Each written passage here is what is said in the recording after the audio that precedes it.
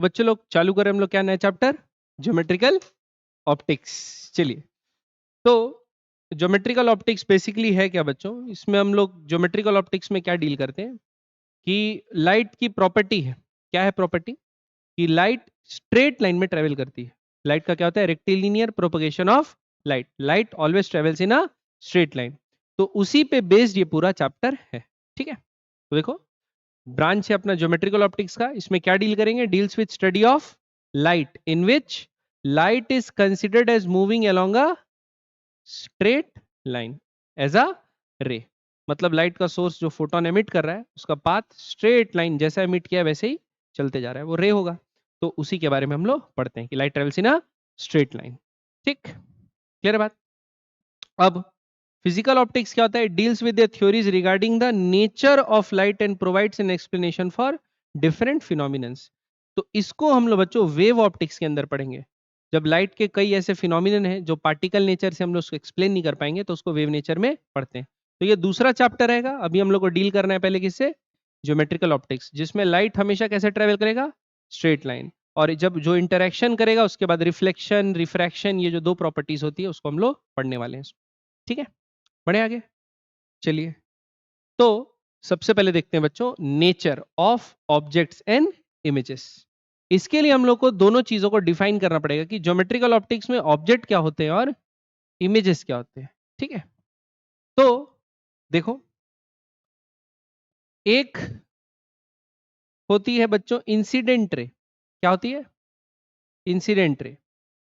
और incident ray क्या करती है, किसी भी ऑप्टिकल डिवाइस में पड़ती है। ये है सपोज ऑप्टिकल डिवाइस, क्या है, ऑप्टिकल डिवाइस। ऑप्टिकल डिवाइस या एलिमेंट बोलने से क्या हो गया, चाहे वो मिरर हो, चाहे वो लेंस हो, चाहे वो टेलीस्कोप का लेंस हो, चाहे वो माइक्रोस्कोप हो या कुछ भी हो, ये ऑप्टिकल एक डिवाइस है। ठीक, तो ऑब्जेक्ट क्या होगा, जो रे, जो सब्सटेंस या जो चीज इंसिडेंट रे प्रोड्यूस कर रहा है उसको क्या माना जाएगा, ऑब्जेक्ट। मतलब अगर इंसिडेंट रे ऐसे जा रहा है तो अगर हम लोग उसको बैक ट्रैक करेंगे तो हमको पता चल जाएगा कि इस पॉइंट से वो इंसिडेंट रे आ रहा है।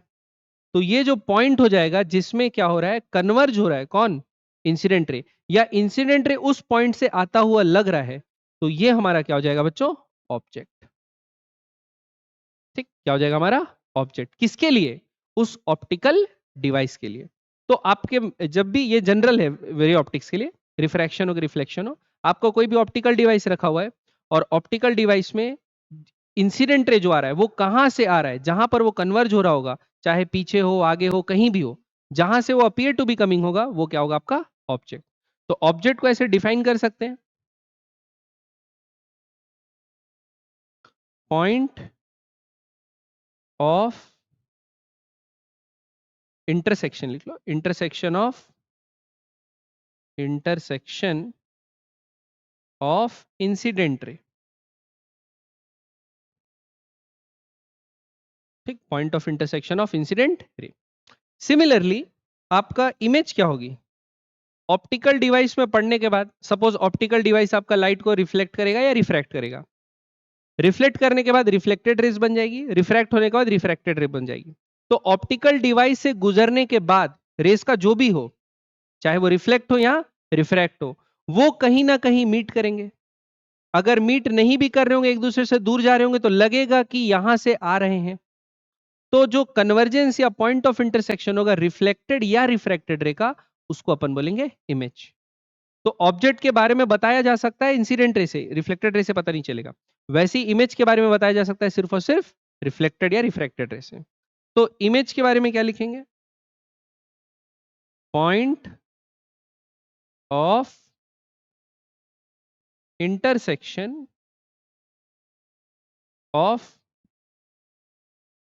रिफ्लेक्टेड या रिफ्रैक्टेड रे, या ऑप्टिकल डिवाइस से गुजरने के बाद उड़ेगा जो भी हो, उसके बाद जहां मीट करेगा वो क्या होगा, पॉइंट ऑफ इमेज, या इमेज बोलेंगे उसको। क्लियर है बात, ये दो चीज समझ में आया। अब बच्चों दो टाइप के हो सकते हैं, ऑब्जेक्ट और इमेज। तो ऑब्जेक्ट के दो टाइप होंगे बच्चों, एक होगा रियल और एक होगा वर्चुअल। ठीक, एक होगा रियल और एक होगा वर्चुअल। तो कैसे पहचानेंगे कि क्या होगा, तो देखो ये आपका ऑप्टिकल डिवाइस है, ये क्या है बच्चों आपका कोई ऑप्टिकल डिवाइस है, ऑप्टिकल एलिमेंट है या कोई इंस्ट्रूमेंट है, ठीक है। अगर आपकी इंसिडेंट रे डाइवर्ज होते हुए पड़ रही है, कैसे डाइव पड़ रही है इस ऑप्टिकल डिवाइस में, डाइवर्ज होते हुए, मतलब अगर उसको बैक ट्रैक करोगे तो वो पक्का किसी एक पॉइंट से आ रही होगी जो कि मिरर के या डिवाइस के सामने ही रखा हुआ है। तो ऐसे में ऑब्जेक्ट क्या हो जाएगा, रियल। जब इंसिडेंट रे क्या होगा, incident rays are diverging as they approach optical device, है ना। अगर ऑप्टिकल डिवाइस को अप्रोच कर रहे हैं डाइवर्ज होते हुए, मतलब ऑब्जेक्ट क्या है, रियल। जो ऑब्जेक्ट सामने में रखा हुआ है वो रियल है, ठीक है। तो अगर आपका एक मिरर हो बच्चों और उसमें इंसिडेंट रे ऐसे पड़ रही हो कि वो कन्वर्ज हो रही है टुवर्ड्स द ऑप्टिकल डिवाइस, तो इनको बैक ट्रैक करोगे तो ऑब्जेक्ट के सामने से तो कहीं से आ नहीं रहा है, ये ऑब्जेक्ट के पीछे मीट कर रहा है। तो ऐसे में क्या होगा, वर्चुअल, ठीक है। तो ऐसे में क्या लिखेंगे, इंसिडेंट रे, अब आई आर लिखूंगा इंसिडेंट रे की जगह, incident rays after after interacting with interact नहीं, इंसिडेंट रे आफ्टर, क्यों, ये तो इमेज के बारे में थोड़ी बोल रहा हूं। तो इंसिडेंट रे व्हेन appear to converge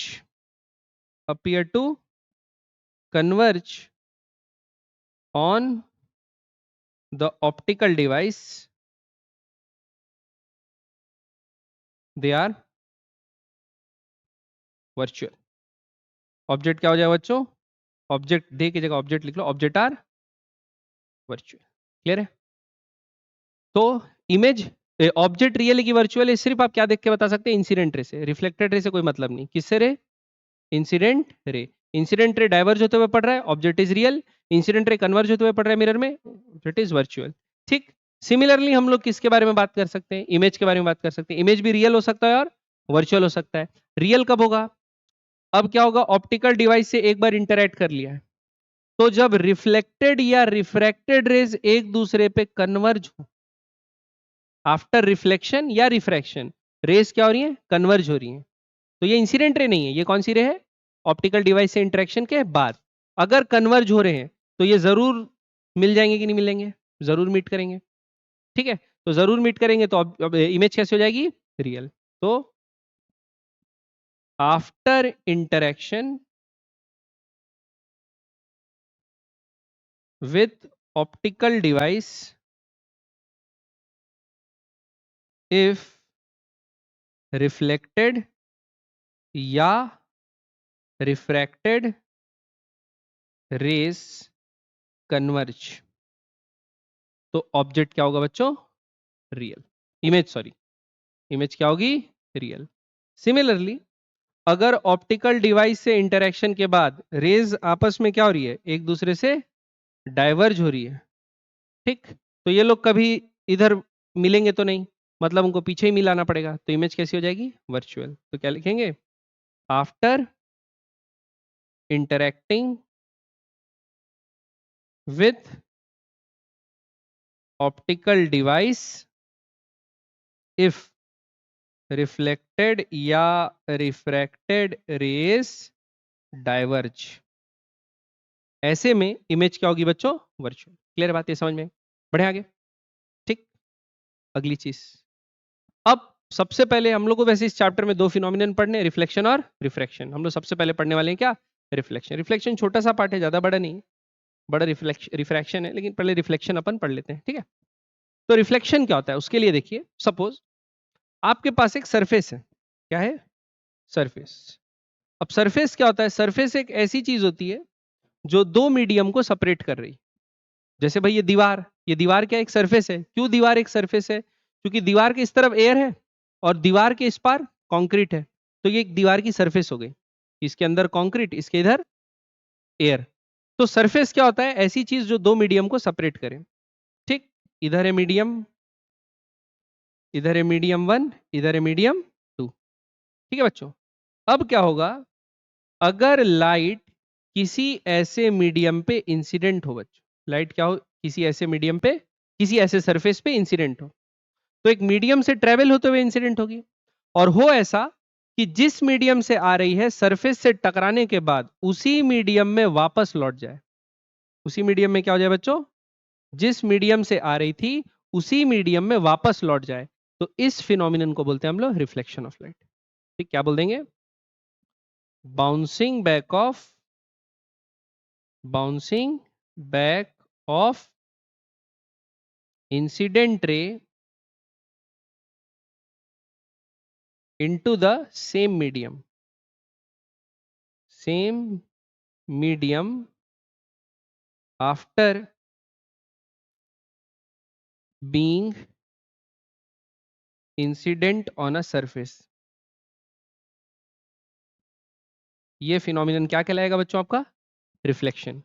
ठीक, जनरली हमेशा सरफेस पे तीन चीजें होती है बच्चों। क्या होती है, अगर लाइट रे आके पड़ रही है तो कुछ पार्ट ऑफ लाइट रे क्या रहेगा, कुछ पार्ट रिफ्लेक्ट होता है, कुछ पार्ट रिफ्रैक्ट होता है, और कुछ पार्ट एब्जॉर्ब होता है। ठीक है, तो एब्जॉर्प्शन वगैरह को तो हीट ट्रांसफर में पढ़ते हैं रेडिएशन में, रिफ्लेक्शन अभी पढ़ेंगे, रिफ्रैक्शन इसके बाद पढ़ेंगे। यानी अगर 100 रेज गिर रही हैं तो ऐसा होता ही है। ठीक है, अब अगर हम लोग मीडियम 2 को ओपेक कर देंगे, मीडियम 2 को क्या कर दिया बच्चों, ओपेक। ओपेक मतलब उसमें लाइट ट्रेवल नहीं कर सकती, तो जाहिर सी बात है ज्यादा परसेंटेज रिफ्लेक्शन का होगा। ठीक है, क्लियर बात, चलिए आगे बढ़े। तो ये था क्या आपका रिफ्लेक्शन। अब रिफ्लेक्शन में बच्चों कुछ इंपॉर्टेंट पॉइंट्स है जो हम लोग को याद रखने, कुछ डेफिनेशन है जो अपने को याद रखने। ठीक है, इस रे को क्या बोलते हैं जो आके गिर रही है, इंसिडेंट रे, और इस रे को क्या बोलते हैं जो रिफ्लेक्ट हो रही है, रिफ्लेक्टेड रे। ठीक, और सरफेस के जिस पॉइंट पे रे आके इंसिडेंट हो रही है इसको बोलते हैं क्या, पॉइंट ऑफ इंसिडेंस। ठीक, अब आप क्या कर सकते हैं, आप एक नॉर्मल बना सकते हैं, कहां पे, पॉइंट ऑफ इंसिडेंस पे। किसका नॉर्मल, सरफेस का नॉर्मल। किसका नॉर्मल बच्चों, सरफेस का नॉर्मल। तो इसको बोलते हैं बच्चों नॉर्मल। ये लाइन है जो सरफेस के पैरेलल, सरफेस के परपेंडिकुलर है eight the point of incidence. ठीक है, अब कुछ एंगल बन रहे होंगे, आपको दिख रहा होगा 4-5 तो 1 2 3 4। तो देखो इसको बोलते हैं ग्लांस एंगल ऑफ इंसिडेंस, मतलब सरफेस और इंसिडेंट रे के बीच का एंगल को क्या बोलते हैं, ग्लांस एंगल ऑफ इंसिडेंस। इसको क्या बोलते हैं, ये होता है बच्चों एंगल ऑफ इंसिडेंस। ये किसके किसके बीच है, नॉर्मल और इंसिडेंट रे के बीच में। ये एंगल को बोलते हैं बच्चों एंगल ऑफ रिफ्लेक्शन। ये है नॉर्मल और रिफ्लेक्टेड रे के बीच में। और इसको क्या बोलते हैं, glance angle of reflection, glance angle of reflection. ठीक है, ये हो गया आपका ग्लांस एंगल ऑफ रिफ्लेक्शन। तो incident ray, reflected ray, normal, और इनके बीच बने 4 angle, glance angle of incidence, angle of incidence, angle of reflection, glance angle of reflection. ये चारों चीज याद रखना, पक्का। ठीक, अगला रिफ्लेक्शन जो होता है बच्चों 2 टाइप का होता है। रिफ्लेक्शन कितने टाइप का होता है, 2 टाइप का। एक को क्या बोलते हैं रेगुलर, एक को क्या बोलते हैं डिफ्यूज्ड। ये आप लोग पढ़े ही हो। अगर आपका सरफेस पॉलिश्ड है तो अगर रे पैरेलल आ रही है तो टकराने के बाद पैरेलली ही जाती है।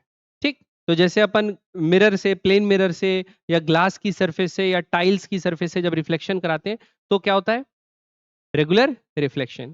तो रेगुलर रिफ्लेक्शन बच्चों इमेज फॉर्मेशन के काम आता है। किसके काम आता है, इमेज फॉर्मेशन की, जैसा ऑब्जेक्ट उसके सामने रख दे उसकी हूबहू इमेज बनाने के काम आता है, क्लियर इमेज। ठीक है, बाकी डिफ्यूज रिफ्लेक्शन में क्या होता है, पैरेलल लाइट रेज आ तो रही है लेकिन पड़ने के बाद बिखर जाएंगी। जैसे सपोज आप एक जग से पानी खाली कर दिए जमीन में, तो जो छींटे हैं वो सब तरफ जाती है ना, कि जिस एंगल पे आ रही है उसी एंगल पे थोड़ी जाती है। बॉल बाउंस हुए जैसा नहीं होता, वो क्या होता है, पड़ा और सब तरफ बिखर गया। ठीक है, तो क्योंकि सरफेस रफ है बच्चों, तो इस कारण से क्या होता है, नॉर्मल अलग अलग बनता है, और नॉर्मल अलग अलग बनता है तो एंगल ऑफ इंसिडेंस और एंगल ऑफ रिफ्लेक्शन सेम रहता है, लेकिन अलग अलग लाइट के लिए अलग आई और अलग आर रहता है हर पेयर के लिए। तो इसी कारण से क्या होता है, लाइट जो पड़ती है वो हर डायरेक्शन में फैल जाती है। तो इसका भी यूज है। जैसे अभी इस रूम में बैठ के मैं आप सबके चेहरे क्यों देख पा रहा हूँ, आपके चेहरे इसलिए देख पा रहा हूँ कि जो लाइट सोर्स से लाइट आपके चेहरे पे पड़ रही है वो पड़ने के बाद सब डायरेक्शन में ठीक, तभी तो मैं आपका चेहरा देख पा रहा हूँ रिफ्लेक्टेड लाइट के कारण। ठीक है, तो ये काम आता है बच्चों, it enables us to see object, it enables us to see objects from different point in a room, from different points in a room, room के अलग अलग पॉइंट से बैठ के भी आप एक ऑब्जेक्ट देख सकते हो। क्यों? डिफ्यूज रिफ्लेक्शन के कारण। तो दोनों ही का अपना अलग अलग इंपॉर्टेंस है। अच्छा, ये बात याद रखना कि दोनों में ही लॉज ऑफ रिफ्लेक्शन अभी जो आगे पढ़ेंगे वो एप्लीकेबल होते हैं। ऐसा नहीं है कि इसमें लॉ ऑफ एप्लीकेबल होता है, इसमें एप्लीकेबल नहीं होता, ऐसा नहीं है ना, दोनों में ही लॉ ऑफ रिफ्लेक्शन एप्लीकेबल होता है। ठीक है, पढ़े आगे, चलिए अगला। अब देखते हैं बच्चों लॉज ऑफ रिफ्लेक्शन। तो डेफिनेशन मैंने पहले ही बता दिया बच्चों, glance angle of incidence, glass angle of reflection, angle I angle R normal at the point of incidence, और ये क्या है आपका मिरर या सरफेस बना दिया जिससे रिफ्लेक्शन हो रहा है। तो पहला लॉ क्या बोलता है, हम लोग बचपन में भी पढ़े हैं, एंगल ऑफ इंसिडेंस बराबर एंगल ऑफ रिफ्लेक्शन। ठीक, एंगल ऑफ इंसिडेंस बराबर एंगल ऑफ रिफ्लेक्शन, मतलब एंगल आई नॉर्मल और इंसिडेंट रे के बीच का जो एंगल है वो हमेशा बराबर होगा किसके बीच में, रिफ्लेक्टेड रे। ये दोनों एंगल हमेशा आपस में क्या होंगे, बराबर। ठीक, क्लियर है? तो ये बात आप याद रखेंगे, एंगल आई बराबर एंगल आर। और दूसरा लॉ ये भी बचपन में पढ़े हैं कि angle of incident ray, reflected रे और नॉर्मल सभी क्या में रहते हैं, एक स्ट्रेट लाइन में, एक प्लेन में रहते हैं। एक क्या में रहते हैं, प्लेन में रहते हैं। यानी अगर जिस डायरेक्शन में इंसिडेंट रे है जिस प्लेन में, तो नॉर्मल भी उसी प्लेन में होगा और रिफ्लेक्टेड लाइट भी उसी प्लेन में होगा। प्लेन चेंज होगा, और प्लेन अगर चेंज कर दिया इंसिडेंट रे का तो रिफ्लेक्टेड रे का भी प्लेन चेंज हो जाएगा। हमेशा एक ही प्लेन में रहते हैं। तो ये भी लिख लेते हैं, incident ray, reflected ray and normal all lie on same plane. ठीक, इन दोनों को जस्टिफाई करने के लिए अपन बच्चों फॉर्मेट प्रिंसिपल करके एक प्रिंसिपल है जिसका इस्तेमाल करते हैं। मैं आप लोगों को 10th क्लास में ही बता दिया था, याद है, फॉर्मेट प्रिंसिपल। बाकी इसका चैनल में वीडियो डला हुआ है, आप जाके देख सकते हैं। अगर आपको एक्स्ट्रा शौक है देखने का तो आप देख सकते हैं, लेकिन अपन आगे बढ़ते हैं। ठीक है बच्चों, चलिए अगला, इंपॉर्टेंट पॉइंट्स रिगार्डिंग रिफ्लेक्शन। ठीक है, देखो बच्चों, angle between incident ray on a plane surface and the surface is called glancing angle of incidence। मतलब अगर आपके पास एक प्लेन सरफेस है तो इंसिडेंट रे और सरफेस के बीच के एंगल को क्या बोलते हैं बच्चों, ग्लांस एंगल ऑफ इंसिडेंस बोला जाता है। ठीक है, simply it is the angle made by incident ray in the plane of surface. दूसरा, द एंगल बिटवीन कौन सा, रिफ्लेक्टेड रे एंड सरफेस, इसको क्या बोला जाता है बच्चों, ग्लांस एंगल ऑफ रिफ्लेक्शन। अभी जैसे अपन देखें, ठीक, ये याद रहेगा। और प्लेन सरफेस के लिए ये दोनों भी हमेशा क्या होता है, इक्वल। प्लेन सरफेस के लिए दोनों क्या होगा, इक्वल। क्योंकि बच्चों अगर आप सरफेस का नॉर्मल बनाए, सरफेस का क्या बनाए, नॉर्मल, तो ये एंगल पूरा 90 होगा। तो आई और आर ये दोनों तो बराबर है, तो ये थीटा है तो ये भी थीटा है, तो ये 90 माइनस थीटा होगा, ये भी 90 माइनस थीटा होगा, तो दोनों हमेशा आपस में इक्वल होंगे। ठीक है, नेक्स्ट आगे बढ़े, अगला। अगला लिखो बच्चों, वेक्टर फॉर्म। तो अभी तक जो चीजें पढ़ रहे थे वो 10th क्लास में भी पढ़ते हैं, अब यहां से चालू करते हैं नया चीज। ठीक है, वेक्टर फॉर्म ऑफ क्या, लॉ ऑफ रिफ्लेक्शन। चलिए वेक्टर वेक्टर खेलते हैं। देखो, सबसे पहले क्या करता हूं मैं, एक प्लेन सरफेस बनाता हूं। क्या बनाता हूं, एक प्लेन सरफेस। एक यूनिट वेक्टर डिफाइन करता हूं मैं along अ टेंजेंशियल डायरेक्शन। टेंजेंशियल मतलब along द सरफेस, सरफेस के along। इस यूनिट वेक्टर को बोलूंगा मैं ईटी। सर्कुलर मोशन पढ़ते समय जैसे डिफाइन नहीं करते थे तो ई आर ई टी, वैसी टाइप का। तो इसके अलॉन्ग एक यूनिट वेक्टर है, बस डायरेक्शन बता रहा है, क्या, ईटी। अब इस सरफेस का बच्चों मैं क्या करता हूँ, नॉर्मल बना लेता हूँ। क्या बना लेता हूँ, नॉर्मल। ये बन गया नॉर्मल। ठीक, बना क्या, हाँ बन गया। ठीक, इसके अलॉन्ग का डायरेक्शन को मैं बोल देता हूँ बच्चों एन यूनिट वेक्टर। क्या बोल देता हूँ, तो एन यूनिट वेक्टर मतलब नॉर्मल के अलॉन्ग, और ईटी बोले तो इसके अलॉन्ग। ठीक है, अब सपोज एक इंसिडेंट रे लाते हैं और उसका रिफ्लेक्शन कराते हैं बच्चों। तो ये आई इंसिडेंट रे, और इंसिडेंट होने के बाद क्या होगा इसका, रिफ्लेक्शन।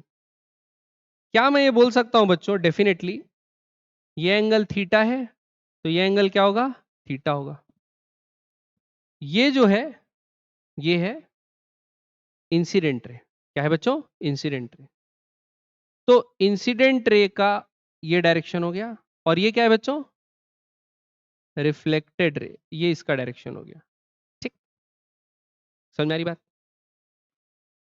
क्या मैं ऐसा लिख सकता हूं? बताना। ये है ई आई बोल दिया। क्या बोल दिया बच्चों? ई आई यूनिट। इसके अलोंग एक यूनिट वेक्टर ले लिया ई आई, और इसके अलोंग एक यूनिट वेक्टर ले लिया ई आर। ठीक, सिर्फ डायरेक्शन देखना है ना, लेंथ से अपने को कोई मतलब ही नहीं है। ठीक है, तो क्या मैं ई आई को ऐसे लिख सकता हूं बच्चों? ई आई बराबर यूनिट वेक्टर ई आई बराबर, ये है ऐसा, ये एंगल थीटा है, तो ये एंगल क्या होगा बच्चों? थीटा। इसके दो कंपोनेंट होंगे, तो क्या आएगा? एक ई आई कॉस थीटा। क्या आएगा बच्चों? ई आई कॉस थीटा। तो उसको मैं बोल सकता हूं ई आई कॉस थीटा, और ये जो डाउनवर्ड डायरेक्शन में उसको क्या बोल सकता हूं? माइनस ई आई साइन थीटा बोल सकता हूं। लेकिन डायरेक्शन भी मार्क करना है बच्चों, तो डायरेक्शन मार्क करना है तो ई आई यूनिट वेक्टर को ऐसे बोल सकता हूं ई कॉस थीटा है। तो देखो, ये तो मैग्नीट्यूड 1 ही होगा, इसका मैग्नीट्यूड लिखने की कोई जरूरत है नहीं है।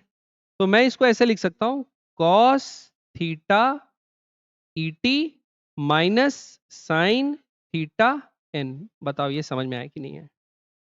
क्या लिख सकता हूं? ई टी के अलोंग कॉस थीटा, और ये साइन। उल्टा लिख दिया क्या मैं? सॉरी सॉरी, मैं उल्टा लिख दिया, घबराओ मत। ये वाला साइन होगा ना बच्चों, तो sine theta E T unit vector, और ये क्या आया? नीचे आया, तो माइनस क्या? Cos theta N. ये समझ में आया? फिर ई आर लिखता हूं बच्चों। क्या लिखता हूं बच्चों? E R. ये एंगल थीटा है, तो दो कंपोनेंट इसके भी करूंगा। एक कंपोनेंट क्या आएगा इधर, वो कितना होगा? मैग्नीट्यूड तो 1 है, तो साइन वाला होगा, तो क्या आएगा? Sine theta E T. क्या होगा? Sine theta E T. और ऊपर वाला क्या आएगा बच्चों? Cos theta N. ये दोनों पॉजिटिव आएगा, ये दोनों क्या आएगा? पॉजिटिव। तो पॉजिटिव कैसे लिखता हूं? क्या? Sign theta E T, sign theta E T, और प्लस कॉस थीटा एन। ये समझ में आया बच्चों? अब दोनों को माइनस कर लेता हूं, ई आर माइनस ई आई कर रहा हूं। क्या कर रहा हूं बच्चों? E are unit vector minus E I unit vector. क्या कर रहा हूं? E R unit vector minus इसको और इसको माइनस कर रहा हूं। साइन माइनस साइन क्या होगा? कट जाएगा। कॉस माइनस कॉस क्या हो जाएगा? 2 कॉस थीटा एन। ये समझ में आया? ठीक, अब देखो, कॉस थीटा निकालने के लिए क्या करूंगा मैं? कॉस थीटा निकालने के लिए क्या करूंगा मैं? ये है एन, ये क्या है? एन। और कोई भी एक ले लो, या तो ई आर ले लो या तो ई टी ले लो। ई आर ले लो। क्या ले लो बच्चों? E are. ई आर और एन के बीच में एंगल कितना है? थीटा। क्या मैं कॉस थीटा को, किसको? कॉस थीटा को ये बोल सकता हूं कॉस थीटा बराबर A dot B by A B होता है, याद होगा आप लोग को, A dot B by A B. तो यहाँ ए डॉट बी करूंगा तो 1.1, 1 ही आना है, यूनिट वेक्टर आना है। 1.1 क्या आना है? 1 बाय ए का मैग्नीट्यूड इंटू बी का मैग्नीट्यूड। नहीं, हाँ डॉट तो लिखूंगा ना, कुछ भी बताते हो मेरे से, है ना? तो यहाँ क्या लिखूंगा? E R dot N. क्या लिखूंगा बच्चों? E R dot N by 1। क्या लिखूंगा? ई आर डॉट एन बराबर 1। चाहे तो आप क्या कर सकते हो, ई आई के टर्म्स में भी लिख सकते हो। अगर आपको लिखना है तो किसके टर्म्स में लिख सकते हो? ई आई के भी टर्म्स में लिख सकते हो। तो यहां से कॉस थीटा का वैल्यू क्या आएगा? ई आर डॉट एन, उसको यहां डाल सकते हो। तो क्या होगा बच्चों? देखो, ई आर माइनस ई आई बराबर 2। ये क्या आ जाएगा? ई आर डॉट एन और एक एन यूनिट वेक्टर। क्योंकि डॉट करोगे तो ये क्या होगा? स्केलर हो जाएगा। डायरेक्शन किसके अलॉन्ग रहेगा? एन। पक्का? और यहां चाहो तो ई आर नहीं है तो आप ई आई के टर्म्स में भी लिख सकते हो। तो ई आर और एन का इंटीग्रेशन वो करोगे तो क्या होगा, देखो एन इस तरफ है और ई आर किस तरफ है, ई एन, ई आई इस तरफ है। तो देखो इन दोनों के बीच एंगल कितना हो जाएगा, ये पूरा 180 है, ये पूरा 180 है। आपको तो इतना ही चाहिए, तो क्या हो जाएगा 180 माइनस थीटा। तो आप ऐसा भी लिख सकते हो कॉस 180 माइनस थीटा बराबर, अब लिख दोगे ई आई डॉट एन बाय 1, ये लिखोगे। बात समझ में आ रही बच्चों? तो आप cos 180 माइनस थीटा क्या होता है, माइनस कॉस थीटा, क्या होता है minus cos theta. 180 minus second quadrant में cos नेगेटिव, तो माइनस कॉस थीटा। ये क्या होगा बच्चों, ई आई डॉट एन। तो आप चाहो तो एक तो ये लिख लिए, इसको मैं हाईलाइट कर देता हूं, एक ये हो गया, ठीक। और दूसरा ये भी लिख सकते हो, क्या, E R minus E I unit vector बराबर कहाँ गया यहां था ना, ये 2। तो 2 लिखोगे तो 2 की जगह क्या जाएगा 2 और माइनस कॉस थीटा होगा, क्या होगा माइनस कॉस थीटा। तो माइनस कॉस थीटा का वैल्यू क्या आएगा, ये अंदर जाएगा तो माइनस। तो क्या है, यहां सामने माइनस ले लो, ई आई डॉट एन, और यहां एन यूनिट वेक्टर, डायरेक्शन क्या होगा यूनिट वेक्टर का। समझ आ रही बात? ये पूरा एंगल कितना है बेटा 180, तो ई आई और एन के बीच कितना एंगल है, तो इसे ले लिए, ठीक है। समझ में आई बात? पक्का? तो ये बच्चों ये दूसरा फॉर्म हो गया। तो यही दोनों क्या है बच्चों, आपके vector form representation of law of क्या, लॉ ऑफ रिफ्लेक्शन, ठीक है। समझ में आया बच्चों? तो ई आर माइनस ई आई बराबर ये यूज कर सकते हो, या ई आर माइनस ई आई बराबर वो यूज कर सकते हो। अगर आपको एक चीज ई आई दे दिया है, ई आर पूछा है, तो ये उठा लेना। अगर आप लोगों को क्या दे दिया है, ई आई दे दिया है, आर नहीं दिया है, और सॉरी आई निकालने बोला है और आर दे, तो ये वाला उठा लेना, ठीक है। पक्का बना लेंगे, कोई दिक्कत की बात नहीं। ये माइनस को इधर भेज के इसको क्या लिख सकते हैं, ई आई माइनस ई आर, कोई फर्क नहीं पड़ेगा, ठीक। बढ़े आगे, चलिए अगला बनाते हैं बच्चों एक सवाल। तो क्या बोला है सवाल में, a ray of light is incident on a plane of mirror along a vector, ये फलाना। तो इंसिडेंट रे इसके अलोंग है बोला है, A I plus BJ minus C के। तो क्या बच्चों ये ई आई है, ई आई तो एक यूनिट वेक्टर था, तो डायरेक्शन सेम है बस, तो इसको इसके मैग्नीट्यूड से क्या करूंगा डिवाइड। तो मैग्नीट्यूड निकालने के लिए क्या करूंगा, A square plus B square plus C square का अंडर रूट से इसको मल्टीप्लाई कर दिया। ये समझ में आया कि नहीं आया? तो ये आ गया मैग्नीट्यूड, ये ई आई हो गया बच्चों। दूसरा द नॉर्मल इज अलोंग, ये क्या है, नॉर्मल इज अलोंग, ये दे दिया बच्चों। तो इसको देख लेते हैं। तो ये क्या है एन, एन क्या है आई प्लस जे बाय √2, इसका मैग्नीट्यूड क्या होगा 1/√2 का स्क्वायर 1/2 1/√2 का स्क्वायर 1/2 1/2 सॉरी 1/2 प्लस 2 1/2 प्लस 1/2 1 1/√1 1 1 1 1 1, समझ गए? ये तो यूनिट वेक्टर ही है, ये क्या है यूनिट वेक्टर ही है, ठीक। समझ में आया? Find the unit vector along reflected ray, क्या पूछा बच्चों, find the unit vector along reflected ray. तो रिफ्लेक्टेड रे के अलोंग पूछा है, तो कौन सा वाला ले लेते हैं, इंसिडेंट पता है ना, तो ऐसा देखते हैं कि दूसरे तरफ भी इंसिडेंट वाला है, जो सेकंड वाला इक्वेशन था वो इस्तेमाल कर सकते हैं। तो उसमें क्या यूज करते हैं बच्चों, ई आई माइनस ई आर बराबर 2 ई आई डॉट एन और एन यूनिट वेक्टर। क्लियर बात? अब सबकी वैल्यू डाल देते हैं। तो ये ई आई की वैल्यू क्या आएगी बच्चों, ये है A I plus B J minus C K by under root A square plus B square plus C square minus E R, ये अपने को निकालना है। 2 से मल्टीप्लाई होगा यहाँ। अब क्या करेंगे, ई आई और एन का डॉट प्रोडक्ट, डॉट प्रोडक्ट करते हैं बच्चों, तो आई वाला आई से होता है, जे वाला जे से होता है, बाकी को और किसी चीज से कुछ होता नहीं है। तो क्या करेंगे बच्चों, सबसे पहले ये आई डॉट करते हैं, तो कहाँ गया, तो ए बाय ये वाला बड़ा टर्म, और यहाँ पर क्या 1/√2, तो क्या आ जाएगा ए बाय √2, और अंदर में रूट पूरे ही ले लेते हैं, अंदर A square plus B square plus C square plus क्या आएगा ए बाय बी, बी कहाँ से आ गया, बी है ना, तो B by 2 A square plus B square plus C square, यही आ जाएगा बच्चों। और डायरेक्शन क्या लगेगा, एन, डायरेक्शन क्या लगेगा एन। तो एन यूनिट वेक्टर को क्या लिख सकते हैं, दिया हुआ है आई प्लस जे बाय √2, ये समझ में आया।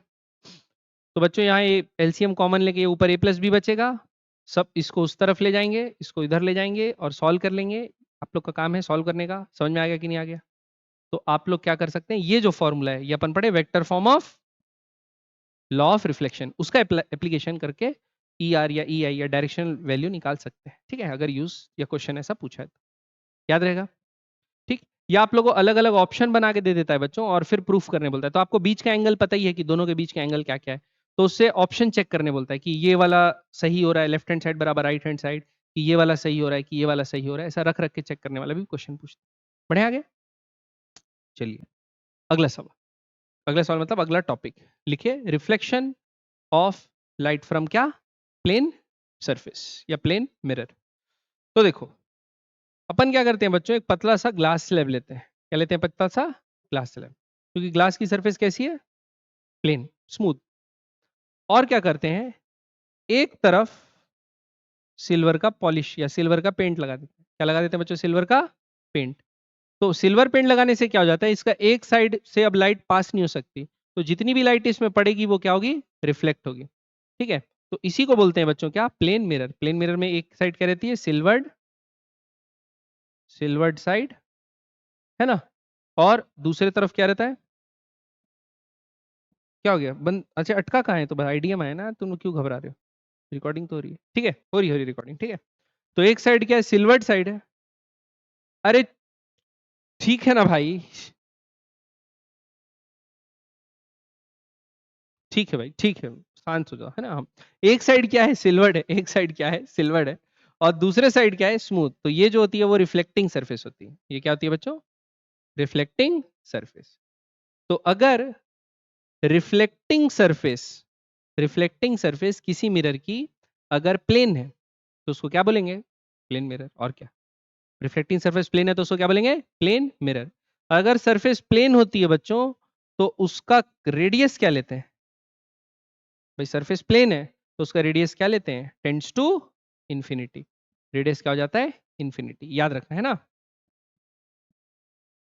रेडियस ऑफ कर्वेचर क्या हो जाएगा, इंफिनिटी। ठीक, समझ में आई बात।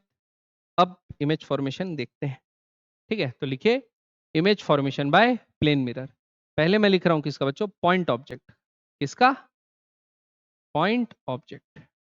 तो कुछ नहीं करना बच्चों, रे डायग्राम बनाना इतना सिंपल रहता है, ये याद रखना। आपको रे डायग्राम किसी भी पॉइंट का आपको इमेज बनाना है प्लेन मिरर से, तो आपको दो रेस का रिक्वायरमेंट है। कितने रेस का, दो रेस। तो दो रेस का रिक्वायरमेंट है और उससे आप इमेज फॉर्मेशन आसानी से कर लेंगे, ठीक है। तो लॉ ऑफ रिफ्लेक्शन को बस तोड़ना नहीं है, बाकी तो सब चीज अपने आप बन जाएगा, ठीक है। चलिए देखिए, तो सबसे पहले क्या करते हैं, एक प्लेन मिरर बना लेते हैं। ये बन गया आपका क्या, प्लेन मिरर। अब इसके सामने क्या रख देते हैं बच्चों, एक पॉइंट ऑब्जेक्ट ओ, ठीक, क्या रख देते हैं, पॉइंट ऑब्जेक्ट ओ।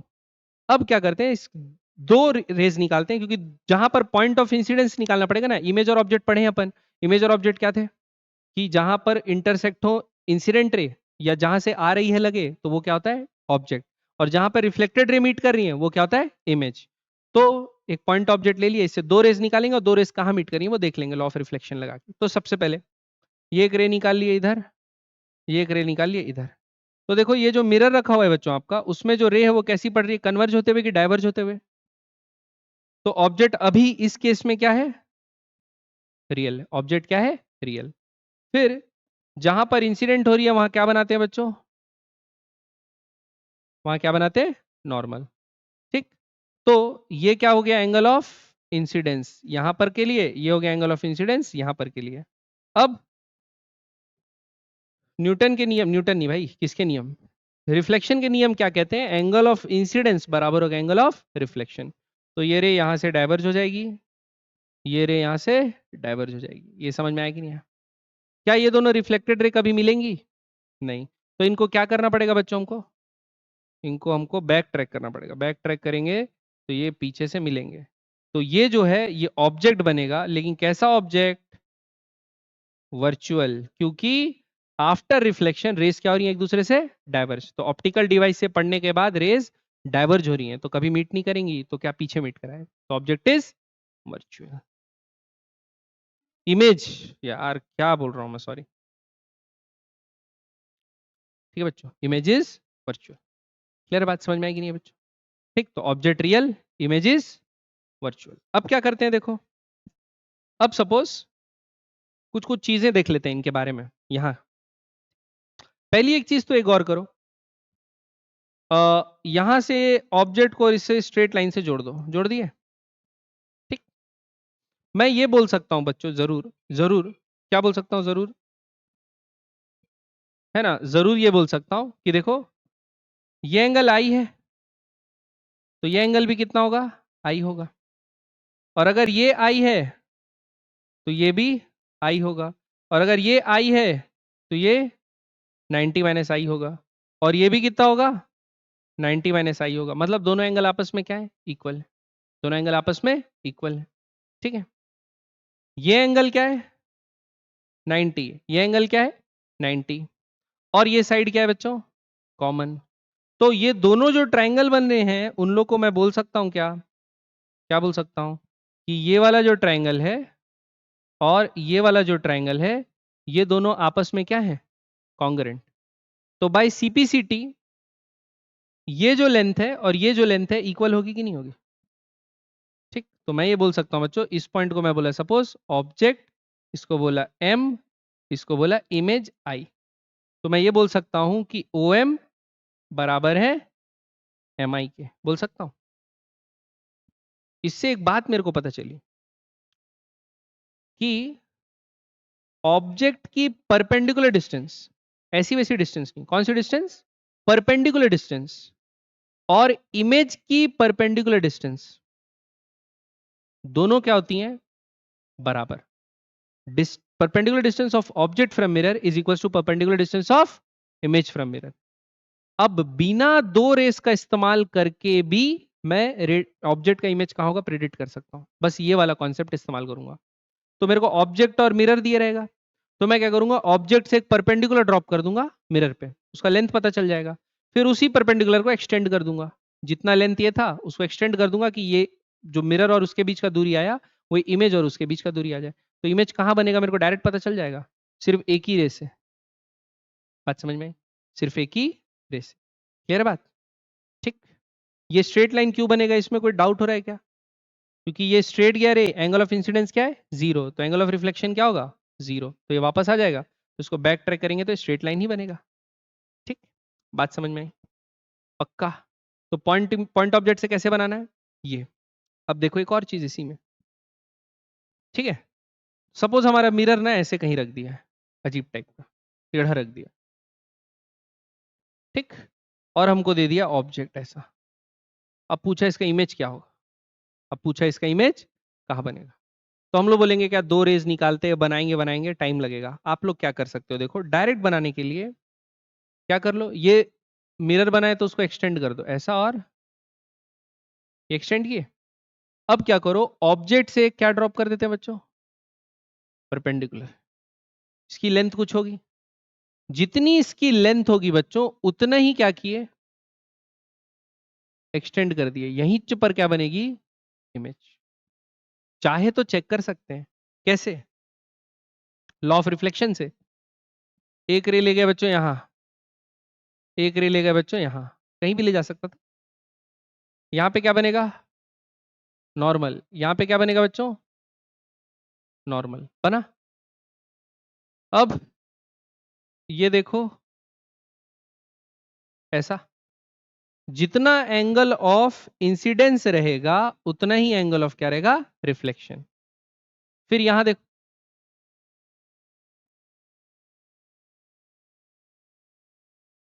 ठीक है, नॉर्मल थोड़ा अच्छे से बना लो ऐसा, ठीक है। तो यहां पर भी देखो, जितना एंगल ऑफ इंसिडेंस रहेगा उतना ही एंगल ऑफ क्या रहेगा? रिफ्लेक्शन। अगर दोनों को आप बैक ट्रैक करोगे इसको, तो ये कहां से अपीयर हो रहे हैं? यहीं से अपीयर हो रहे हैं कि नहीं बच्चे? बात समझ में आ रही कि नहीं आ रही? और ये डिस्टेंस और ये डिस्टेंस आपस में क्या रहेगा? बराबर। क्लियर है?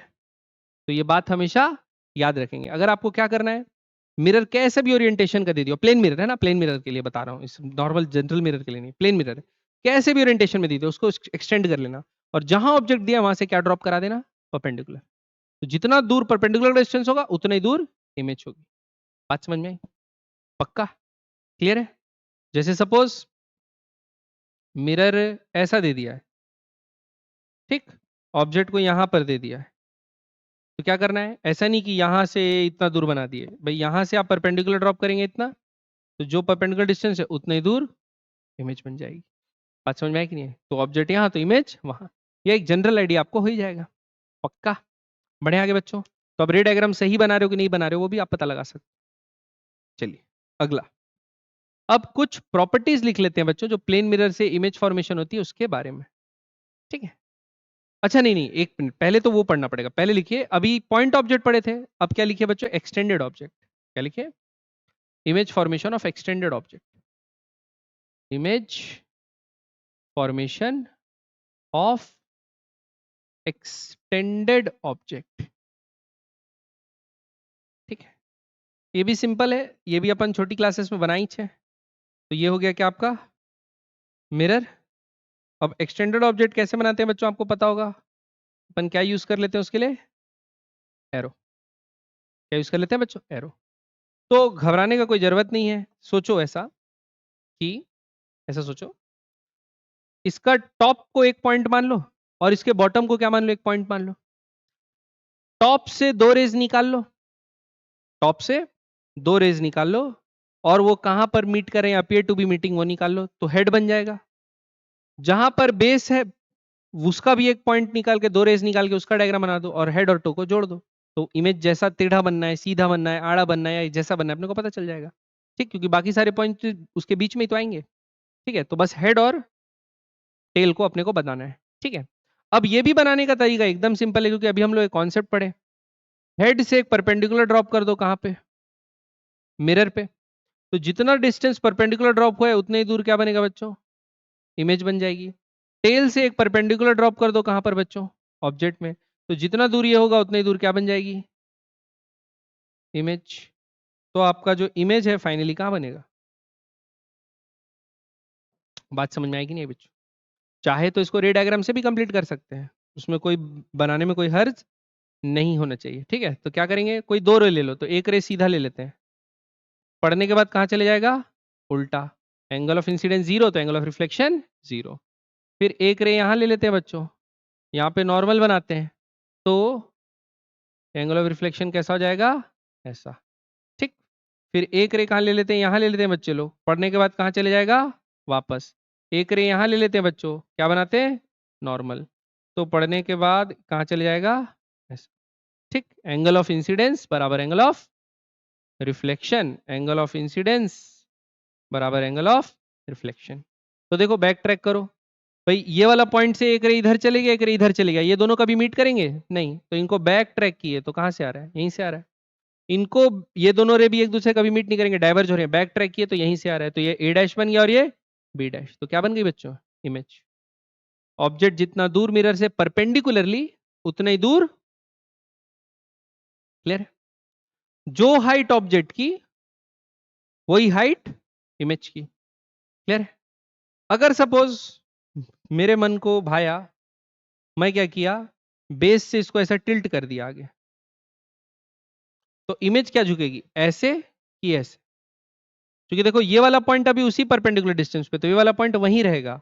ये वाला पॉइंट अब मिरर से परपेंडिकुलरली पास पहुंच गया, तो इसकी इमेज का भी मिरर से वो पॉइंट परपेंडिकुलरली पास पहुंच जाएगा, तो इमेज कैसी बनेगी? बात समझ में आएगी नहीं है? तो मिरर के तरफ टिल्ट करे तो मिरर के तरफ टिल्ट हो रहा है, क्लियर बात? तो ये हो गया image formation of extended objects. तो कोई भी दो पॉइंट लेके उसको अलग अलग ट्रीट करना है और उनकी पॉइंट इमेजेस बना लेना है, बाद में लास्ट में जोड़ देना है, या आप कॉन्सेप्ट इस्तेमाल करो जो अभी पढ़े हैं, परपेंडिकुलर डिस्टेंस वाला, क्लियर? अब बढ़े आगे बच्चों। चलिए अब कुछ इंपॉर्टेंट पॉइंट्स देख लेते हैं इससे रिलेटेड। पहला पहला ये बोला है, for a real object image is virtual, for a virtual object image is real. ये बात तो सही है ना, क्योंकि सपोज रियल ऑब्जेक्ट बोलने से क्या होगा, डाइवर्ज होता हुआ पड़ेगा, सॉरी हाँ डाइवर्ज होता हुआ पड़ेगा। तो पढ़ने के बाद क्या होगा, ये इधर और ये इधर। तो पढ़ने के बाद रिफ्लेक्टेड रे भी क्या हो रहा है, डाइवर्ज हो रहा है। तो पीछे ही मीट कराना पड़ेगा बच्चों, जाहिर सी बात है। तो अगर ऑब्जेक्ट रियल है तो इमेज वर्चुअल। अब सपोज ये कन्वर्ज होते हुए पढ़ रहा है, कैसा पढ़ रहा है बच्चों, कन्वर्ज होते हुए। तो आप देखो इंसिडेंट रे इस पे कन्वर्ज हो रहा है, मतलब ऑब्जेक्ट क्या है, वर्चुअल। तो ऑब्जेक्ट को मान लिए वर्चुअल। तो पढ़ने के बाद ये नॉर्मल बना, ये नॉर्मल बना, ये अंदर की तरफ आएगा, ये भी अंदर की तरफ जाएगा जाएगा। तो ये दोनों यहां पर क्या कर रहा है, मीट कर रहा है। तो रिफ्लेक्टेड रे तो मीट कर गया भाई, तो इमेज क्या हो गई, रियल। तो वर्चुअल ऑब्जेक्ट की रियल इमेज, रियल ऑब्जेक्ट की वर्चुअल इमेज, और वाइस वर्सा, उल्टा होगा, हमेशा क्या होगा, उल्टा। दूसरा, an extended object like AB shown in figure can be considered as a combination of infinite number of point objects। वही A से B खूब सारे पॉइंट्स हैं, A से B क्या है, खूब सारे पॉइंट्स हैं।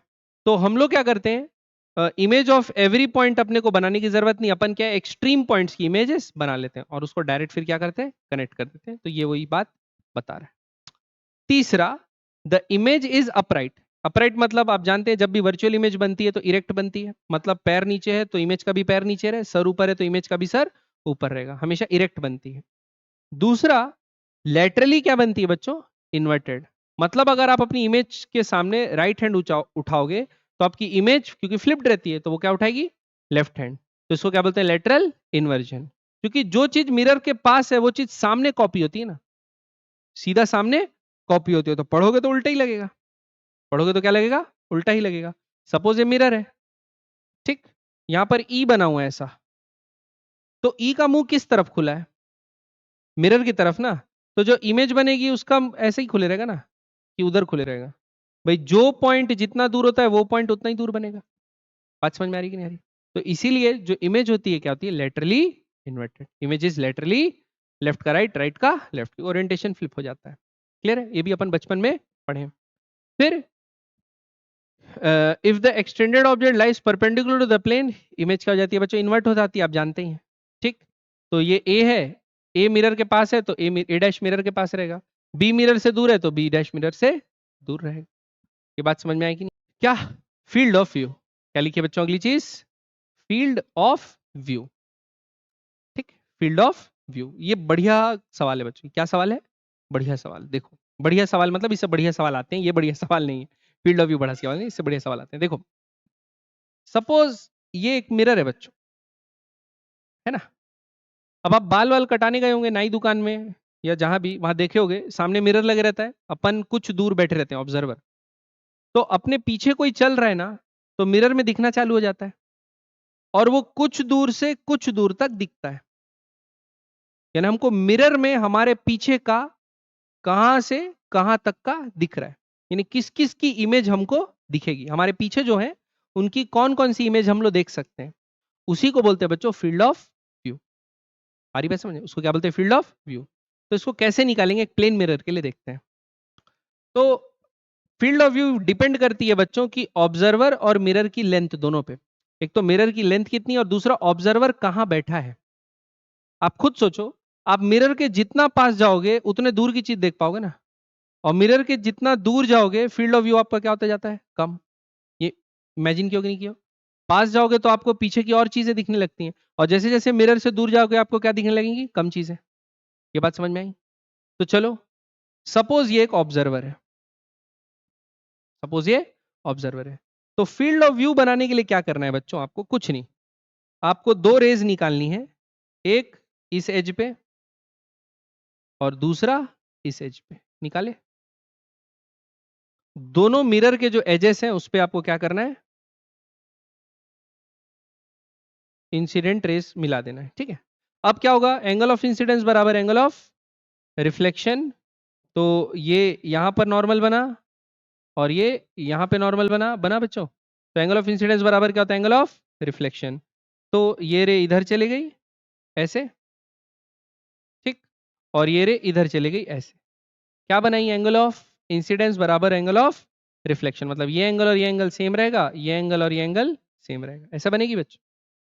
अब ये दो लाइन के बीच में कोई भी ऑब्जेक्ट अगर आ रहा है, ये दो लाइन के, कोई ऑब्जेक्ट यहाँ है, कोई ऑब्जेक्ट यहाँ है, कोई ऑब्जेक्ट यहाँ है, कोई ऑब्जेक्ट यहाँ है, और इनकी जो इमेज होगी वो आपको क्या होगी, विजिबल। क्लियर? तो ये दो लाइन के दरमिया आपका क्या होगा, field of vision, field of view या फील्ड ऑफ विजन, आ रही बात समझ में? फील्ड ऑफ व्यू बोलो, विजन मत बोलो, विजन तो आंख का होता है, ठीक है, फील्ड ऑफ व्यू। समझ में आई बात? पक्का? एफओवी क्या होगा, इतना पार्ट। इसको देखने का दूसरा नजरिया ये है कि आप क्या करो, ये मिरर से एरो बनाए, इसको रोको मत, इसको बनने दो, इसको क्या करो बच्चों, बढ़ा दो, इसको क्या कर दो, बढ़ा दो, और इसको भी क्या करो, बढ़ा दो। ठीक, अब ये भी आपका फील्ड ऑफ विजन है, देखो सिमेट्रिकल है, ये बस जो एक्सक्लूड हो गया फील्ड ऑफ विजन नहीं है, बाकी ये भी आपका फील्ड। अब आप बोलोगे मिरर के पीछे रखी हुई चीज कैसे देखेंगे, ऑब्जेक्ट की जो इमेज बन रही है उसको देखोगे, वो बोल रहा हूं। ठीक, तो मान के चलो, सपोज एक ऑब्जेक्ट लेते हैं, ये ऑब्जेक्ट यहां रखा हुआ है बच्चों, ओ, क्या ये फील्ड ऑफ विजन के अंदर है? तो देखो इसकी इमेज कहां बनेगी, ये मिरर की लाइन है, क्या ड्रॉप करते हैं बच्चों अपन, परपेंडिकुलर। तो जितना परपेंडिकुलर डिस्टेंस मिरर से होता है उतना परपेंडिकुलर डिस्टेंस क्या बनता है, ये आ गई अंदर। तो ये फील्ड ऑफ विजन में इसकी इमेज आ गई कि नहीं आ गई? तो रिफ्लेक्ट करने के अलावा आप क्या कर सकते हो, दो स्ट्रेट लाइन से सीधा जोड़ दो, और जो भी ऑब्जेक्ट पीछे रखा हुआ है उसकी इमेज बना लो। अगर ये दोनों लाइन के बीच में उसकी इमेज आ गई तो आपको दिखेगा, नहीं तो नहीं दिखेगा। ये भी हो गया फील्ड ऑफ व्यू देखने का तरीका। खुद सोचो, अगर एक ऑब्जेक्ट यहां रखा हुआ है बच्चों, तो ये मिरर को एक्सटेंड करते हैं, यहां से परपेंडिकुलर ड्रॉप किए, यहां से परपेंडिकुलर, इतनी दूर बन जाएगी इमेज, ये दिखेगी। तो जब वो इस लाइन के इस तरफ आ रही है तो इस लाइन के भी तो इसी तरफ रहेगी वो, तो हमारे फील्ड ऑफ विजन में नहीं रहेगी। बस ये वाली लाइन बनाओगे तो ऑब्जेक्ट से चेक करोगे, और ये वाली लाइन बनाओगे तो इमेज से चेक करोगे। दोनों ही सही तरीके हैं, दोनों गलत तरीके नहीं, आप जिससे चाहो उससे बना सकते हो। बात समझ में आई कि नहीं आई बच्चों? पक्का? तो या तो ये देख लो, फील्ड ऑफ व्यू असली में ये होता है, लेकिन चेक करने के लिए जो भी ऑब्जेक्ट है उसकी इमेज बना लो, और ये दोनों स्ट्रेट लाइन को ऐसे मिरर के एजेस से जोड़ दो। अब वो लाइन के, दोनों लाइन के बीच में अगर इमेज आ रही है ऑब्जेक्ट की, तो ऑब्जर्वर को दिखेगा, नहीं तो ऑब्जर्वर को दिखेगा नहीं। अब आप खुद सोचो, ऑब्जर्वर को पास लाऊंगा तो फील्ड ऑफ व्यू क्या होगा, बढ़ जाएगा। ऑब्जर्वर को दूर ले जाऊंगा तो फील्ड ऑफ व्यू क्या होगा, घट जाएगा। क्लियर है बात? समझ में आ रही बात? ठीक, तो इसके अब कुछ सवाल बनाते हैं। ये समझ में आया फील्ड ऑफ व्यू क्या है बच्चों? ठीक, तो देखो प्लेन मिरर का फील्ड ऑफ व्यू ऐसा है, अगर आप मिरर को कर्व ले लोगे ना, ये इस वाले एज को ऐसा कर्व कर दिए बच्चों, जैसे कॉन्वेक्स मिरर रहता है, तो फील्ड ऑफ व्यू और बढ़ जाएगा ना, तो हमको जो पीछे का भी चीज दिखने लगेगा, क्योंकि कर्व्ड है मिरर, फील्ड ऑफ विजन बढ़ जाएगा। वो सब बाद में देखेंगे, खैर जब आगे पढ़ेंगे। तो ये चीज समझ में आ गई। चलिए अब क्या बनाते हैं, सवाल, इसको आगे स्किप करते हैं, वो तो बना ही लिए हैं, क्वेश्चन बनाते हैं। ठीक है, देखिए, वुमान क्या है बच्चों, एक woman standing in front of a plane mirror, what is the minimum mirror height that is necessary for her to see her full image. पूरा मुंडी से पैर तक वुमान को दिख जाए, उसके लिए मिरर की हाइट मिनिमम कितनी होनी चाहिए, फ्रंट ऑफ मिरर पे स्टैंड कर रही है। चलिए बनाते हैं। पहले तो खूब बड़ा मिरर बना लेते हैं, जरूरत से ज्यादा बड़ा। ये लो, पूरा बड़ा साइज का फुल साइज मिरर बना लिया बच्चों। देखिए जरूरत नहीं पड़ेगी, लेकिन क्या ही मतलब है। ठीक है, देखो अब वुमान बनाते हैं बच्चों। तो तो वुमान बना लेते हैं, ऐसे बनाइए। ये बन गई आपकी वुमन। मोटी नहीं बनाएंगे भाई, पतली बनाते हैं। हाँ देख, देखो ये बन गया क्या, वुमन। अब वुमन के पास क्या क्या होगा, हेड होगा, ठीक, फीट होगा, और देखिए क्या से, आइस होगा। अब आप बोलोगे सर हेड ऊपर है, आइस इतना नीचे बना दिए, फोरहेड कितना बड़ा है उसका, ऐसा नहीं है, ताकि डायग्राम अच्छा बने बोल के मैं बना रहा हूं, आप लोग बुरा मत मानिएगा, ठीक है।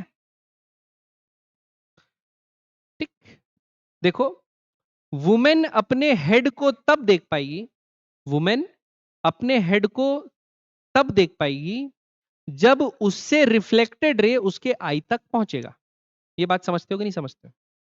ठीक, तो अगर मैं ऐसा बना दूं बच्चों, देखो ये डायग्राम बना रहा हूं, आप लोग घबराना मत। ये दोनों के बीच से, हेड और आई के बीच से मैं एक स्ट्रेट लाइन बना दिया, कोई रो तो नहीं रहा है, ये समझ में आया? एक स्ट्रेट लाइन बना दिया। अब बताओ बच्चों, अगर हेड से एक रे निकली, क्या निकली? हेड से एक रे निकली ऐसे, तो बाय एंगल ऑफ इंसिडेंस बराबर एंगल ऑफ रिफ्लेक्शन, वो ऐसे आई पे गिरेगी कि नहीं गिरेगी? क्योंकि ये मैं बीच से बनाया ना पॉइंट, एंगल ऑफ इंसिडेंस बराबर एंगल ऑफ रिफ्लेक्शन। ठीक, तो अगर मिरर यहीं तक है, मिरर यहीं तक है बच्चों, यहीं तक है, यही पॉइंट तक है, तो भी हमको मुंडी तो दिख जाएगा ना।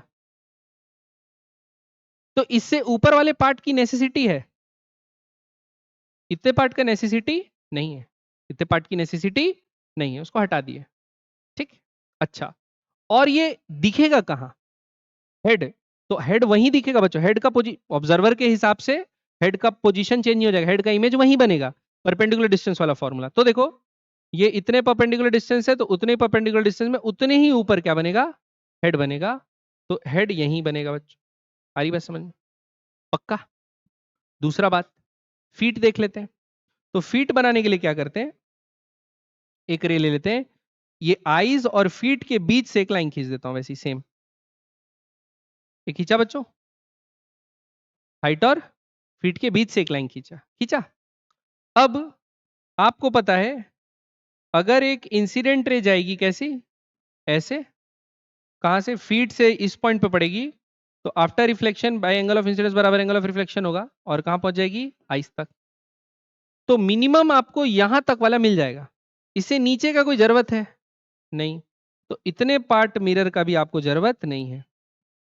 तो मान के चलो, मान के क्या चलो, मानना ही पड़ेगा, ये हाइट है वुमेन की एच। ठीक, उसकी इमेज बना लेते हैं बच्चों, ये बन गई उसकी इमेज। इसकी भी हाइट क्या रहेगी? एच ही रहेगी। वुमेन की हाइट भी क्या रहेगी? एच। उसकी इमेज की भी हाइट एच रहेगी। पक्का? और इसको अगर मैं एक्सटेंड करूंगा तो ये यहीं पर मीट करेगा बच्चों, ये इसको एक्सटेंड करूंगा तो यहीं पर मीट करेगा, करेगा कि नहीं करेगा भाई? ये ray appear to be coming from there ना, और this ray will be appear to coming from there. ठीक है, एच हाइट। ये डिस्टेंस या इसका हाइट, इस ट्राइंगल का हाइट में एक्स बोला, तो यहां से यहां भी क्या होगा? क्योंकि जितना परपेंडिकुलर डिस्टेंस ऑब्जेक्ट होता है, तो परपेंडिकुलर डिस्टेंस क्या होती है? इमेज होती है। अब बच्चों मेरे को बताना आप लोग कि आपको ये ट्राइंगल और ये बड़ा ट्राइंगल सिमिलर लगते हैं कि नहीं लगते हैं? लगते हैं? छोटा वाला और बड़ा वाला लग रहे हैं सिमिलर? अब अगर आपको सिमिलर लग रहे हैं, तो मैं बेसिक प्रोपोर्शनैलिटी क्या लगा सकता हूं? थ्योरम। तो बेसिक प्रोपोर्शनैलिटी थ्योरम क्या बोलता है आजकल? मैंने हमेशा से वही बोलता है, आज कुछ नहीं बोल रहा है। प्रोपोर्शनल साइड का साइड्स, कॉरेस्पॉन्डिंग साइड्स का रेशियो क्या रहता है? प्रोपोर्शनल, इक्वल रहता है। ठीक है, तो क्या करते हैं, इसका हाइट कितना है छोटे वाले ट्राइंगल का? x, और बड़े ट्राइंगल का हाइट कितना है? 2x। बड़े ट्राइंगल का हाइट कितना है? 2x। इसका बेस कितना है, जो मिरर की हाइट चाहिए बच्चों अपने को? h dash. और इसका बेस कितना है? h। तो क्या लिखेंगे? h dash by h। h से x कट गया, तो h डैश बराबर क्या है बच्चों? h by 2। मतलब हमको मिरर ऑफ हाइट, जितना हमारा हाइट है उससे क्या चाहिए? आधा। आप 6 फीट के हैं, तो आपको मिरर का हाइट चाहिए सिर्फ 3 फीट। ऊपर और नीचे जो एक्स्ट्रा लेंथ है वो अननेसेसरी। बात समझ में आ रही कि नहीं आ रही? पक्का? क्लियर है? तो ये चीज आप याद रखेंगे। ये किससे बनी? ज्योमेट्रिकल ऑप्टिक्स बच्चों, नाम में ही है, ज्योमेट्री तो लगाना ही पड़ेगा ना, ज्योमेट्री थोड़ा सा अच्छा होना है। बेसिक जो 9-10 में पढ़े वो तो कम से कम याद रहना है। हाई लेवल ज्योमेट्री नहीं लगेगी, लेकिन बेसिक ज्योमेट्री आपको लगेगी। Similar triangles, angle, lines and angles, ये सब का इस्तेमाल होगा ही होगा। क्लियर है? पक्का? समझ में आई बात? चलिए आगे बढ़े, अगला क्वेश्चन देखते हैं। अगले क्वेश्चन में क्या बोला है देखो, figure shows a point object A and a plane mirror mn. Find the position of image of object A in the mirror mm by drawing ray diagram. हम नहीं बनाएंगे रे डायग्राम। और क्या बोला है? Indicate the region in which the observer's eye must be present in order to view the image. Field of view है ना? तो देखो पहला तो सबसे पहले क्या बना लेते हैं बच्चों, ये है, उतनी दूर इमेज बनेगी। ठीक, आप लोग रे डायग्राम बनाइएगा, मैं नहीं बना रहा हूं, मैं वो लगा दिया कि परपेंडिकुलर जितना उतना परपेंडिकुलर इमेज बन जाएगी। Field of view, field of view के लिए क्या करना है बच्चों, हम लोग पढ़े हैं, इससे ये और इससे ये बना लिए। अब ऑब्जर्वर अगर इन दो लाइनों के बीच में कहीं भी होगा, कहीं भी होगा, तो इसको इसकी इमेज दिख जाएगी। अगर इस लाइन से ऑब्जर्वर बाहर होगा तो इमेज नहीं दिखेगी, क्योंकि वाइस वर्सा होता है। ऑब्जर्वर के लिए जैसे इमेज के लिए बनाते हैं, वैसे ही ऑब्जेक्ट के लिए ऑब्जर्वर। तो अभी ऑब्जेक्ट दिया हुआ था, तो ऑब्जेक्ट क्या फील्ड वो बना दिए दो लाइनें। तो ऑब्जेक्ट की अगर इस ऑब्जर्वर यहां कहीं रखा होगा, तभी रिफ्लेक्टेड रे पढ़ के उस तक पहुंचेंगी, नहीं तो रिफ्लेक्टेड रे उस तक पढ़ के पहुंचेंगी नहीं। तो ये बन गया आपका क्या, बात समझ में आएगी नहीं? क्या है क्वेश्चन में, देखो इस क्वेश्चन में बच्चों ऑब्जेक्ट दिया हुआ है। क्या दिया है? ऑब्जेक्ट। और हमको क्या बोला है कि एक ऑब्जेक्ट ओ एक टिल्टेड मिरर में थोड़ा एंगल थीटा बनाते हुए रखा हुआ है। तो हमको ये बताना है कि एक ऑब्जर्वर जो ए पी बी के अलोंग चल रहा है, तो इस ऑब्जेक्ट की इमेज उसको कब तक दिखेगी चलते चलते। तो जब तक वो फील्ड ऑफ विजन में रहेगा इस ऑब्जेक्ट की, तब तक उसको दिखेगी। तो ऑब्जेक्ट का क्या बनाना है? Field of vision. सबसे पहला काम तो यही है। तो ऑब्जेक्ट का फील्ड ऑफ विजन बनाते कैसे हैं बच्चों? सबसे पहले यहां से एक इंसिडेंट रे लेगा इस तरफ, एक इंसिडेंट रे लेगा इस तरफ, ले गए, ठीक। अब क्या बनाते हैं वहां पे? नॉर्मल। क्या बनाते हैं? नॉर्मल। डायग्राम को थोड़ा सा बड़ा कर लेते हैं ताकि आप लोग को और अच्छे से समझ में आए, ठीक है। अब देखो, तो ये कहां पहुंच गया भाई? अच्छा तू मिट जा भाई।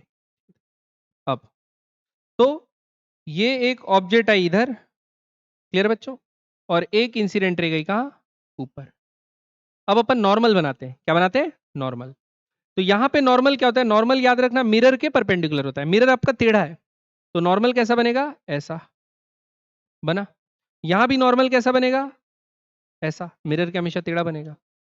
अब ये इंसिडेंट रे है, नॉर्मल है, तो यहां के लिए एंगल ऑफ इंसिडेंस ये हो गया, और यहां के लिए एंगल ऑफ इंसिडेंस ये हो गया। दोनों एंगल ऑफ इंसिडेंस हो गया।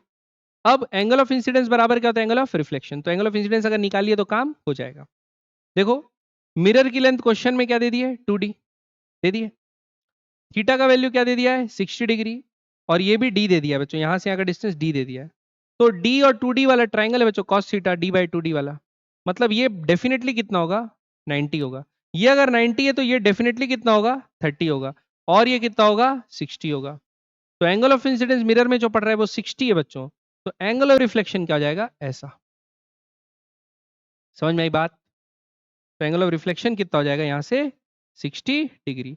तो इस पॉइंट तक रिफ्लेक्टेड रे पहुंच रही है ऑब्जर्वर की, मैक्सिमम जो इस एज से रिफ्लेक्ट होकर यहां तक पहुंच रही है। तो यहां तक जब ऑब्जर्वर पहुंचेगा तो उसको दिखेगा ना, जब तक रिफ्लेक्टेड रे पहुंच रहा है। तो ये हो गया इसका टॉप जोन। अब बॉटम के लिए क्या करते हैं? तो देखो जब बॉटम में है तो रे आ रही है, इंसिडेंट रे ऐसे, ये एंगल कितना है वो भी निकाल लेते हैं बच्चों। ये नॉर्मल है 90 डिग्री, ये 60 है तो ये कितना हो गया? 30 हो गया। 60 है तो कितना हो गया बच्चों? 30। तो 30 डिग्री है तो एंगल ऑफ रिफ्लेक्शन भी क्या होगा? 30 होगा। और वो नीचे में कहीं, अभी ये दिख नहीं रहा है लेकिन समझ रहे हो ना, नीचे में जाके वो इस लाइन से क्या हो जाएगा? इंटरसेक्ट हो जाएगा, ये वाला पॉइंट। ये बात समझ रहे हो? यहां से कहीं इंटरसेक्ट हो जाएगा। अभी वो डायग्राम में दिख नहीं रहा, लेकिन ये नीचे जाके क्या हो जाएगा? इंटरसेक्ट हो जाएगा। क्लियर है? देखो अपने को ये पता है यहां से यहां कितना है? 2d। और ये एंगल 30 है, ये एंगल भी 30 है, तो ये टोटल एंगल कितना हो गया? 60 डिग्री। तो अपना जो ट्राइंगल बन रहा है यहां पर बच्चों, ऐसा बन रहा है ना, ये 60 डिग्री हो गया, और ये लेंथ कितना है? 2d। तो अपन ये जो P पॉइंट है उससे ये कहां इंटरसेक्ट कर रहा है? B। ये अपन निकाल सकते हैं? निकाल सकते है ना, कहां इंटरसेक्ट कर रहा है अपन निकाल सकते हैं। तो कैसे निकालेंगे? tan 60 बराबर BP बाय 2d। tan 60 √3 होता है, तो BP पे का वैल्यू क्या आ गया? 2√3d। समझ में आया? तो यहां से यहां तक जहां तक ऑब्जर्व होगा वो अपने को पता चल गया। डायग्राम नहीं बना पा रहा हूं क्योंकि समझ रहे हो ना, लेकिन क्लियर। अब अपने को यहां से ये डिस्टेंस निकालना है। यहां तक भी तो दिख रहा है, तो क्या करते हैं बच्चों? यहां से यहां एक परपेंडिकुलर ड्रॉप कर देते हैं, यहां कर दिए। तो बच्चों ये लेंथ जितना है ये लेंथ भी उतना ही होगा। क्लियर है?